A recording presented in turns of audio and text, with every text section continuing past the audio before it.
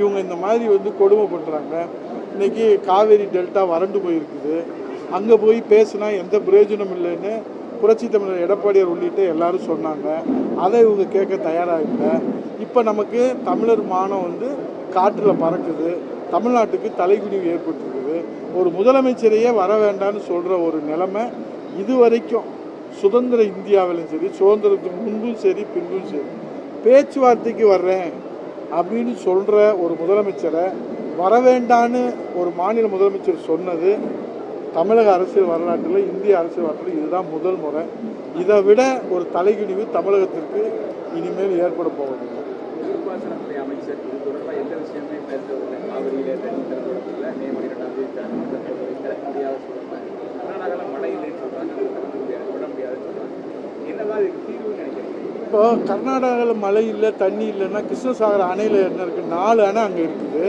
அந்த 4 அணையில் என்ன தண்ணி இருக்குதுன்னு பார்த்துட்டு தான் நீர் ஒழுங்காற்று குழுவும் ஆணையமும் காவேரி ஆணையமும் இன்றைக்கு 3500 கன அடி வந்து ஒவ்வொரு மாதமும் கொடுக்கணும் அப்படின்னு சொல்லியிருக்கிறாங்க.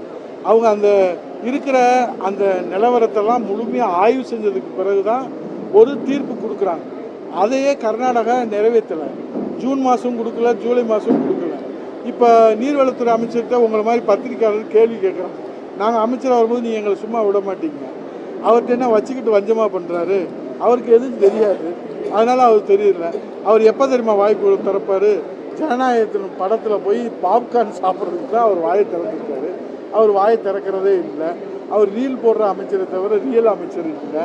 அவருக்கு நீர்வளத்துறை பற்றி எதுவும் தெரியாது, மேகதாதும் தெரியாது. அவருக்கு தெரிஞ்ச ஒன்றே ஒன்று, இட்டுக்குன்னு போய் இட்டுக்குன்னு வருவார் விஜயை. அதுக்கு தான் அவரை வந்து பொதுச்செயலாளர் போட்டிருக்கோம், அதுக்காக தான் அவரை அமைச்சராக போட்டிருக்கோம்.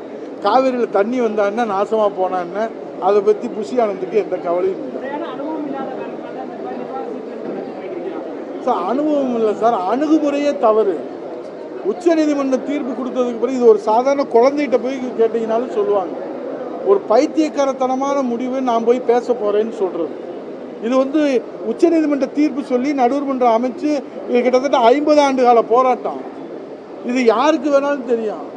இதை விட்டுட்டு நான் போய் பேசி தண்ணி வாங்கிட்டு வருவேன்னு சொன்னால் 50 ஆண்டு காலம் உச்சநீதிமன்றத்தில் இருந்து இப்போ ஆணையம் வந்து இன்றைக்கு அவங்க தீர்ப்பு சொல்லியிருக்காங்களே, அதையே அவங்க திறந்து விடலைல்ல.